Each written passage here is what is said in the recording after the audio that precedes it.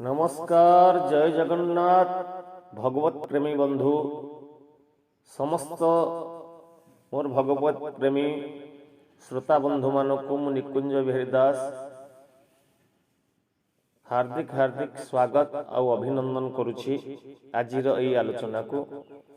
तो भगवत गीता मनुष्य जीवन रे प्रत्येक कोण अनुकोण रे पूरी रही जहाँकि प्रत्येक दिन प्रत्येक कार्य रे भगवत गीतार महात्म्य जानिबा एवं तब कार्य लगेवा आवश्यक। सेथिपाई आपणकर ही चैनल लाइफ चेंजिंग चैनल को लाइक करंतु, शेयर करंतु, अधिक रु अधिक सब्सक्राइब करंतु एवं बेल आइकन को दबांतु जहाँकि मुझे महत्वपूर्ण वीडियो जिते बेले भी डाउनलोड करी अपलोड करी तो आपण पाखे बहुत शीघ्र सर्वप्रथम आपण पाखे नोटिफिकेशन पहुंचो। निश्चित भाव आपन को ये वीडियो को लास्ट शेष पर्यंत देखंतु, शेष पर्यंत शुणंतु, शुणिला पर जदि आपण जीवन में किसी कार्य लगे तारे लाइक सब्सक्राइब करंतु। ठीक अच्छे दर्शक बंधु तेज आसतु आज विषय वस्तु उपरे आलोकपात करिबा। तो आज विषय वस्तु होची गीतार महिमा। श्रीमद् भगवत गीता हेउची साक्षात भगवानंकर मुख निश्रुत दिव्य वाणी। यार महिमा अपार अपरमित, यार यथार्थ वर्णना केही करि परिबे नाही। मनुष्य मानकर कथा कोन कहिबा, शेष महिष गणेश मध्य यार महिमा पूर्ण रूपे वर्णना करि परिबे नाही।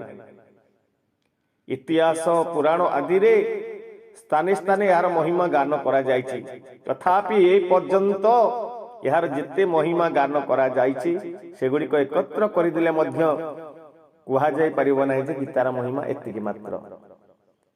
वास्तव रे कहिबा को गले यार महिमा पूर्ण रूपे वर्णना कर जाय परिबो नाही। जे वस्तुर वर्णना होई पारे ताहा आउ अपरिमित होई रहिबो किपरि, ताहा परिमित होई गला। तो मोर प्रिय भगवत प्रेमी श्रोता बंधु, गीता एक परम रहस्यमय ग्रंथ। एथिरे समस्त वेदर सार संग्रह करा जायछि। यार रचना एते सुंदर एते सरल जे टिकी अभ्यास कले मनुष्य याको सहजरे बुझी पारिबो। तथापि यार अंतर्निहित तथ्य एपरि गूढ़ और गंभीर जे आजीवन निरंतर अभ्यास करि चलिले मध्य यार अंत मिली पारे नाही। एथिरु प्रतिदिन नुआ नुआ भाव उत्पन्न होइताय, तेणु यह सर्वदा नवीन होई ही रहे। एकाग्र चित्त होई श्रद्धा भक्ति सहित विचार कले यार प्रतिटी पदरे परम रहस्यपूर्ण होई रहिथिबार प्रत्यक्ष प्रतीत हुए। एई गीता शास्त्र रे भगवानंकर गुण प्रभाव स्वरूप तत्व रहस्य एवं उपासना तथा कर्म और ज्ञान वर्णना जेपरि भावरे करा जायछि सेपरि वर्णना अन्य कोनोसी ग्रंथ रे एक संगरे मिलिबा कठिन।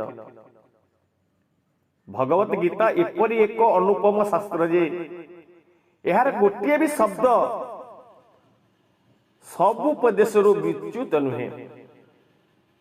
गीतारे गोटे हेले शब्द एपरि नाही जाहाकू चाटू बाणी बोली कहा जाई पारे। एथिरे जेउ सब कथा कहा जाईची से सब अक्षरे अक्षरे यथार्थ सत्य स्वरूप भगवानंक बाणी रे चाटुबाद कल्पना करिबा अर्थ ताहाकर अनामदर करिबा। तो मोर प्रिय श्रोता बंधु, गीता सर्वशास्त्रमयी। गीतारे समस्त शास्त्रर सार पूर्ण होई रहिछि। एहाकू सबु शास्त्र रे भंडार बोली कहले मध्य तृप्ति हेबो नाही। गीतारे भल भावरे ज्ञान होई जिबा परे सबु शास्त्र रे तात्विक ज्ञान स्वतः उदय होई जिवो। सेति पई पृथक परिश्रम करिबार आवश्यकता रहिबो नाही। महाभारत रे मध्य कुहा जाय अछि सर्वशास्त्रमयी गीता। एणु ଏତିକି କହିଦେଲେ ଯଥେଷ୍ଟ ହୋଇଗଲା ନାହିଁ, କାରଣ ସମସ୍ତ ଶାସ୍ତ୍ରରେ ବା ସମସ୍ତ ଶାସ୍ତ୍ରର ଉତ୍ପତ୍ତି ବେଦରୁ ହୋଇଛି। ବେଦ ବ୍ରହ୍ମାଙ୍କ ମୁଖରୁ ଉଚ୍ଚାରିତ ହୋଇଛି ଏବଂ ବ୍ରହ୍ମା ଭଗବାନଙ୍କ ନାଭି କମଳରୁ ଉତ୍ପନ୍ନ ହୋଇଛନ୍ତି।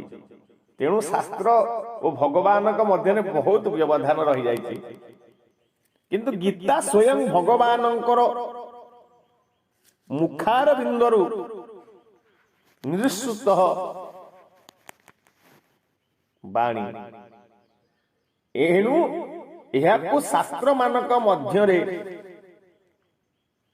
ଶ୍ରେଷ୍ଠତମ କୁହାଗଲେ କିଛି ଅତ୍ୟୁକ୍ତି ହେବ ନାହିଁ।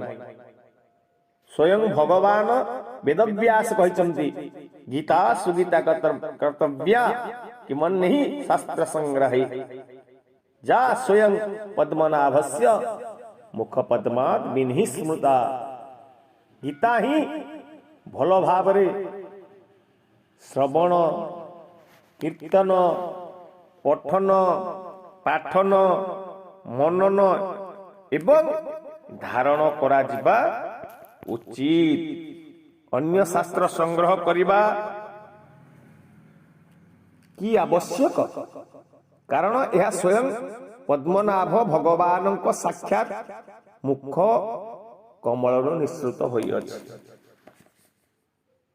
ତ ମୋ ପ୍ରିୟ ଦର୍ଶକ ବନ୍ଧୁ, ଶ୍ରୋତା ବନ୍ଧୁ, ତ ଗୀତାର ମହିମା ବିଷୟରେ ମୁଁ ଆପଣଙ୍କୁ ଆଉ ଥରେ ପୁଣି ଥରେ ଦ୍ୱିତୀୟ ଭାଗ ହିସାବରେ ଆପଣଙ୍କ ନିକଟରେ ଉପସ୍ଥାପନା କରିବି। କାରଣ ଆପଣଙ୍କ ସମୟ ଆପଣଙ୍କ ପାଇଁ ବହୁତ ମୂଲ୍ୟବାନ। ମୁଁ ଆପଣଙ୍କର ମୂଲ୍ୟବାନ ସମୟ ନଷ୍ଟ ନ କରି ଆଜିର ଗୀତାର ମହିମାର ଏଇ ପ୍ରଥମ ଭାଗକୁ ଏଇଠି ବିରାମ ଦେଉଛି।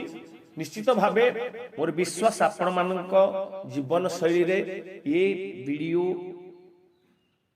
ବହୁତ ବଡ଼ ପରିବର୍ତ୍ତନ ଆଣିବ।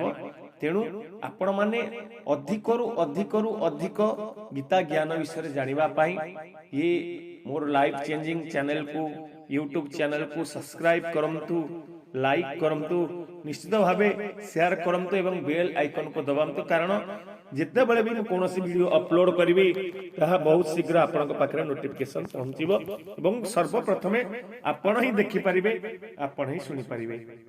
ଆଜି ଆପଣଙ୍କ ଦିନଟି ମଙ୍ଗଳମୟ ହେଉ, ଶୁଭପ୍ରଦ ହେଉ। ମହାପ୍ରଭୁ ଶ୍ରୀ ଜଗନ୍ନାଥଙ୍କ ପାଖରେ ମୁଁ ଏତିକି ପ୍ରାର୍ଥନା କରୁଛି। ଜୟ ଜଗନ୍ନାଥ, ଜୟ ଜଗନ୍ନାଥ, ଜୟ ଜଗନ୍ନାଥ।